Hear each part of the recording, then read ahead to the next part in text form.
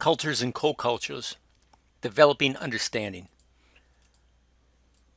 So first thing we talk about cultures and co-cultures, we want to talk about some definitions. And a culture is a language, values, beliefs, traditions, and customs people share and learn. If you think of the culture of the United States and all those things that go with that, a co-culture is a group within the main group. So if I go back to the United States, we have a culture, but within that culture, there are many co-cultures. One might be the co-culture of northern Wisconsin. Another one might be the co-culture of people who live in Florida or who live in a big city, and there are very many others that deal with race, age, sexual orientation, physical disability, language, religion, region, political affiliation, just general mindset, even activities. If you think of groups of people who play pool or who are runners or who are hunters or who are readers, right? And so there are many different co-cultures within any culture. In order to view ourselves as a member of a culture or co-culture, there has to be some distinction of us versus them. Sort of like when I grew up, it was the locals versus the tourists.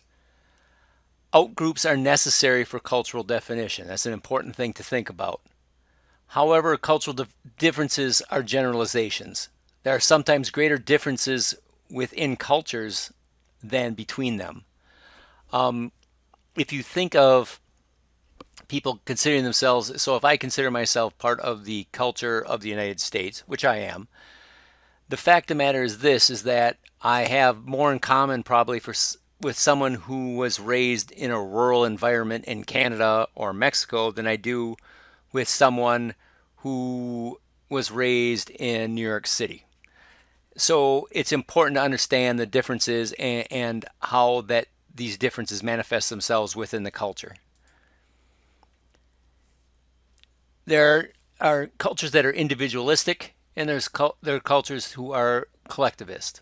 Individualistic cultures view their primary responsibility as helping themselves. The United States could be seen more as an individualistic culture. Collectivist cultures feel loyalties and responsibilities to the in-group. Collectivist cultures produce more team players, whereas individualistic ones are far more likely to produce and reward superstars. Also related to competitive versus cooperative cultures.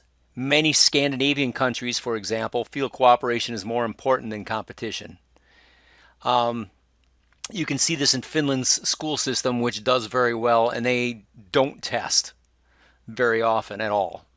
And so that's different than what we have here in the United States. So there are different ways to look at things. That's the important thing to think about. There's something called uncertainty avoidance, and what that is the degree to which members of a culture feel threatened by ambiguous situations and how much they try to avoid them. In countries that avoid uncertainty, deviant people and ideas are considered dangerous and tolerance is high. If you think of a country like Saudi Arabia, where they have a pretty closed culture, people with different ideas aren't tolerated very much. This can be seen within countries as well. Certain areas of the country avoid uncertainty more than others. As a person from a small town, I can tell you that small town people oftentimes are a little bit threatened by different people, different than them, because they're used to the same thing all the time. That's not necessarily a horrible thing. It's just something to be conscious of. Also within culture, there's something called power distance. It's the extent of the gap between social groups who possess resources and influence and those who don't. You can think of rich and poor, educated and uneducated. But here in this country, there's a belief that one person is good as another, regardless of his or her station in life, at least generally speaking. Of course, there's a lot of room for argument there. You might, and the country actually was founded on, at least in principle, on the idea that all men are created equal. In other countries or other places, or even in this country, in certain sections, there is a class system, or you think of like India, where there's a caste system, where there was a big gap between people who were born in a certain caste and people who were not. You think about cultures and cultures, of course, ethnicity and race plays a part. Race is a social construct to explain differences between people from different places. It's mostly superficial qualities. The reality is that DNA wise, all of us are pretty similar. And in fact, something very interesting is says there's often more genetic variation within races than between them. So something that I do find interesting is that in Africa, there's actually more genetic variation between the peoples in Africa than there is between the people in Africa and people outside of Africa. And that's something that people wouldn't, they would lump everybody in a continent together, but that's not really true. It's more appropriate to describe people in terms of ethnicity, and it's the degree with which a person identifies with a certain group. So if I am of Somali descent, but I grow up in Eau Claire, Wisconsin, realistically, I identify with people in Eau Claire, Wisconsin. It also says people often belong to more than one group. If you can think of biracial people, they are, you know, Tiger Woods is black and Asian. And of course, he's a golfer. And of course, he actually comes from more money than a lot of people. And so it's important to understand that, you know, within race and ethnicity belong to more than one group, but you belong to more than one group in a lot of different ways. There are a lot of regional differences if you think about culture, and where you come from can shape feelings of belonging and how others regard you. There are regional accents, you know, that identify. You think of people from the South, it would be an obvious one.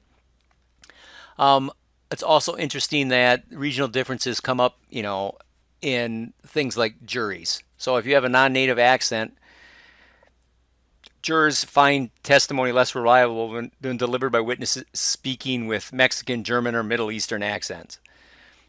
That's not necessarily right, of course, but it's common and easy to do.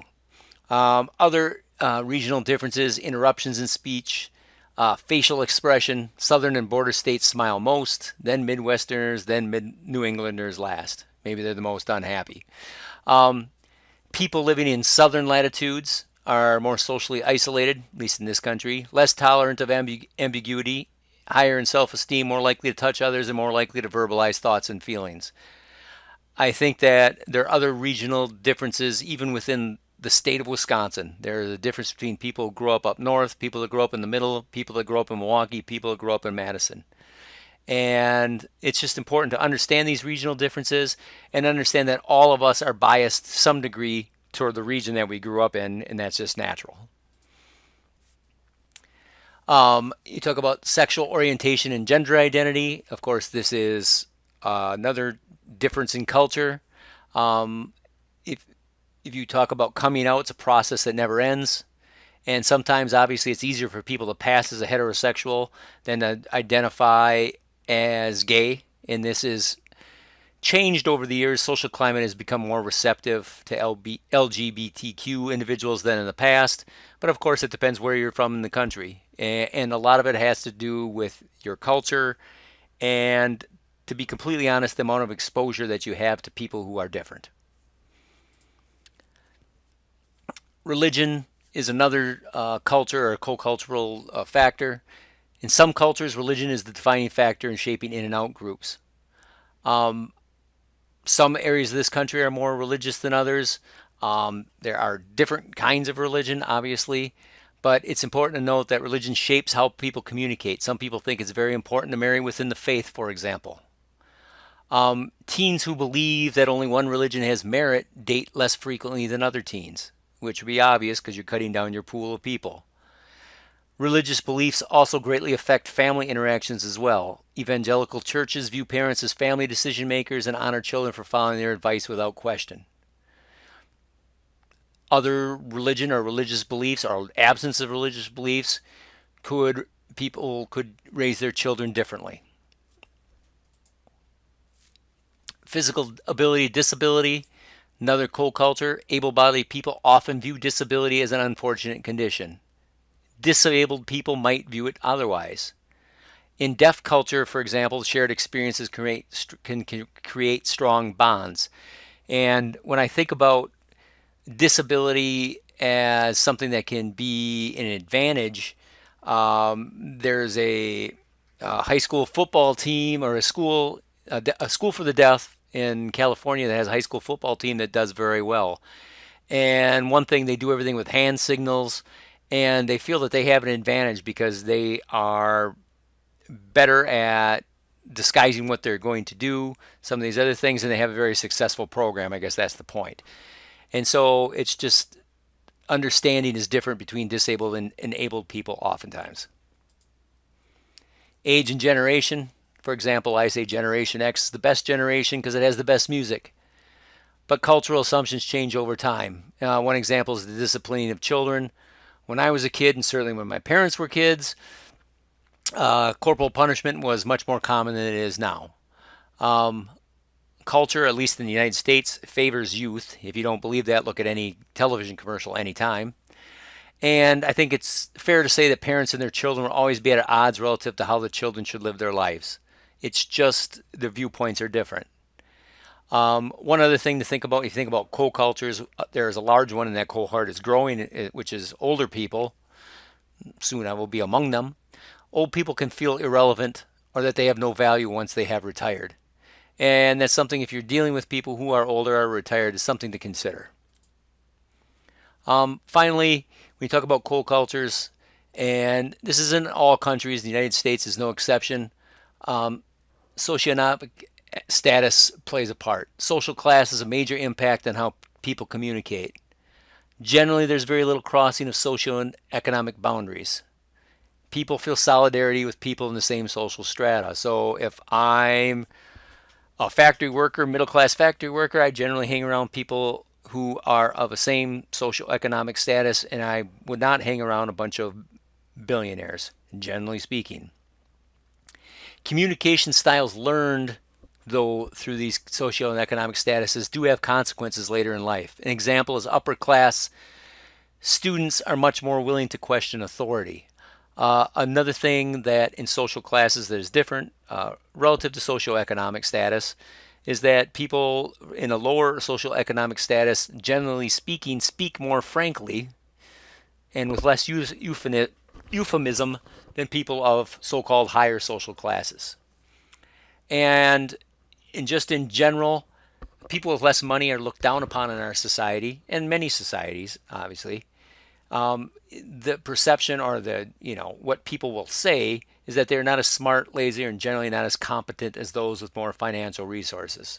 Of course, that may or may not be true, and I think the important thing to think about with all of these cultures, co-cultures, is to understand that there are certain stereotypes and that we all can succumb to some or all of them, and to be conscious of how we view other people.